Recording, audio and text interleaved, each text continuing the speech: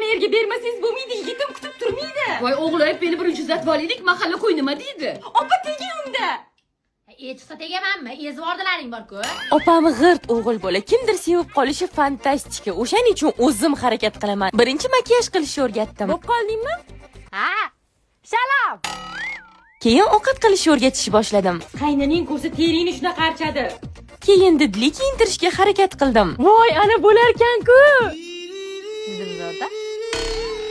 Opa, sirkka ishga kirmoqchimisan? Nimaga normallik-ku? Keyin bo'g'izlab uchrashuvga ham olib bordim. Tushundim, seni yerga tegish niyating yo'q ekan. Ketdik opa. Yuvora zo'raklar. Yo'q, ketdik. Sabr qilib bering. Hey, endi men ham yerga tegaman. Rozi bo'ldi kuyov. Eng qiziq ishlashimga ham ruxsat berdi. Bir kun kelib shu gaplarni eshitishimni bilardim. Faqat shu telefonim sal pand beryapti-da. Sen yerga tegishing uchun o'zingga mos, o'zingga o'xshab sinovlarga chidamli telefon top beraman hozir. Mana Honor X9D sinovlarga chidamli. Tushib ketishdan chidamli.